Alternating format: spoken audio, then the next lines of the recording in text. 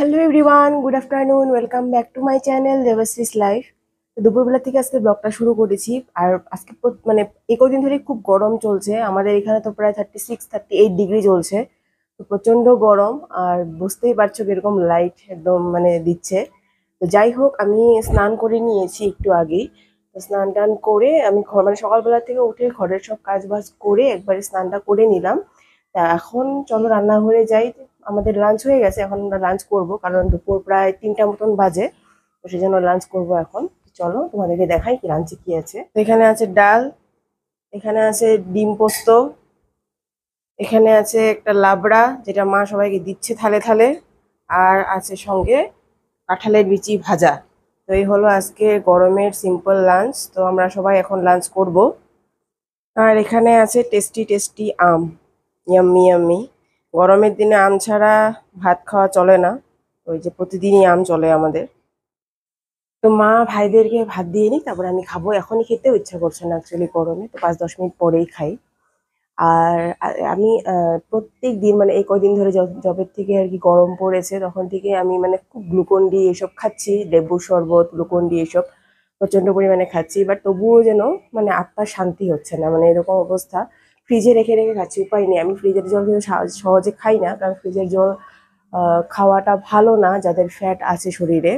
But উপায় নেই, গরমে পারছি না, তো ফ্রিজের রেখে রেখে খেতে হচ্ছে আর কি গ্লুকন ডি।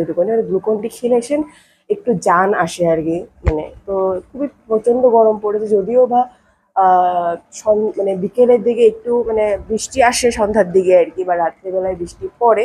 বাট সেই বৃষ্টিতে যেন কোনো কাজ হচ্ছে না।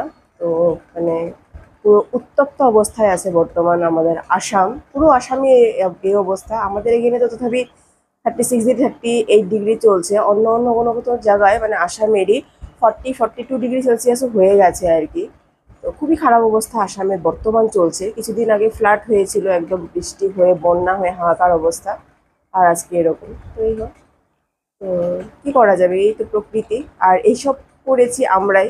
এই প্রকৃতির যে এই এক্সট্রিম কন্ডিশন, এটার জন্য দায়ী কিন্তু একমাত্র আমরাই। তো কিছু করার নেই, এটাকে আমরা মেনে নিতে হবে যে আমরাই করেছি যখন, তো ফল তো আমরাই ভোগ করতে হবে। তো চলো আর বকবক করবো না, খেয়ে নিই ফটাফট, লাঞ্চটা করে নিই। পর এই যে একটু কাজ টাজ করে ভিডিওর এই যে বেরোচ্ছি এখন, যাচ্ছি। চলো তোমাদেরকেও দেখাবো কোথায় যাচ্ছি।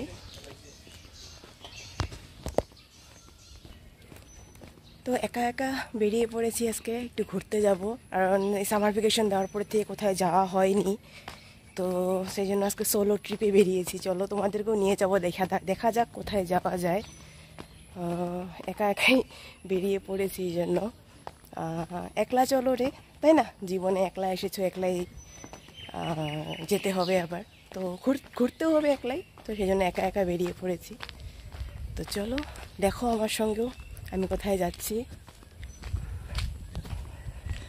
এটা তো আমাদের কমন রাস্তা। আর আমাকে কেমন লাগছে তোমরা সেটা বলবে।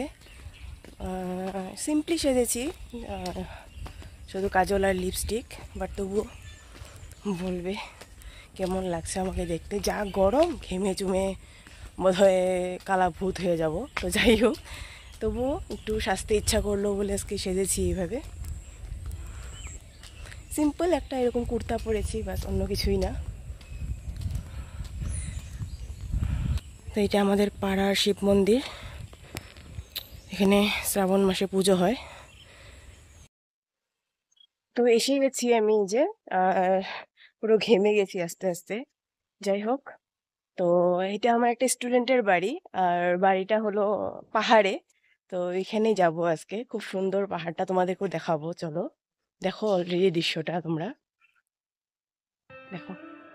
রৌদ্রটা পড়েছে পাহাড়ের উপর, পুরো গাছগাছালিয়ে ভরা, দারুণ লাগছে কিন্তু দেখতে।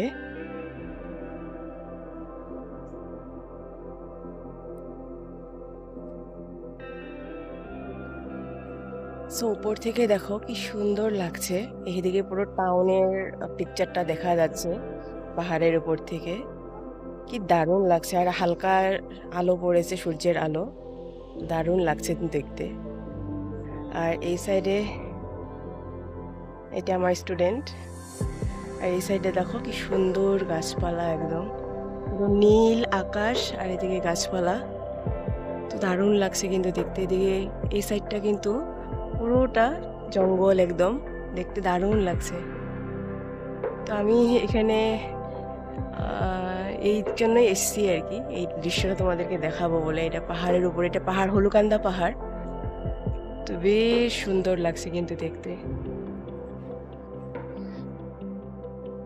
আর এরকম নীল আকাশ, নিচে এরকম সবুজ গাছপালা, তার মধ্যে সূর্যের রশ্মি, খুব সুন্দর একটা পরিবেশ। আর এই জায়গাটা দেখো, এটা কিন্তু অনেকটা ফরেস্ট আছে এখানে, বেশ অটব্য অরণ্য বলে বলতে পারো আর কি, বেশ ভালোই ফরেস্ট আছে।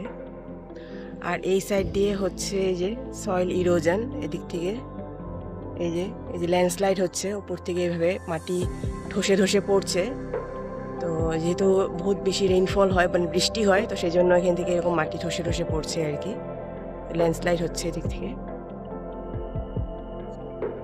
আর এই সাইডটা দেখো, এই যে কি দারুণ, পুরো গাছপালা একদম দিয়ে ভরা। পাহাড় আমার খুবই ভালো লাগে অ্যাকচুয়ালি, বেশ সুন্দর সিনারি কিন্তু।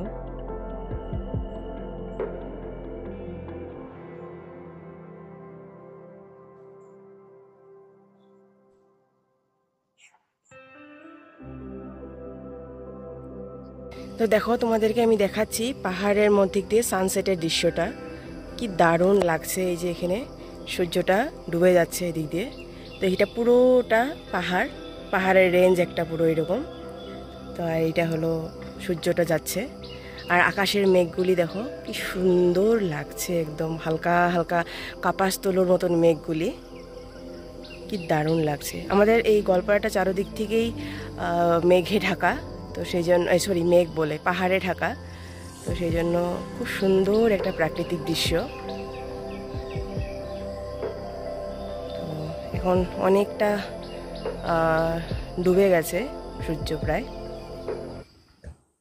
তো দুজনে এসছি এই যে আইসক্রিম খেতে, হাঁটতে হাঁটতে বাজারে চলে এসছি আইসক্রিমের জন্য। আর এখন এই যে আমি ই রিক্সা করে বাড়ি যাচ্ছি, কারণ অনেকটা রাত্র হয়ে গেছে। আর একা একা যেহেতু এসছি, তো সেই জন্য যাচ্ছি।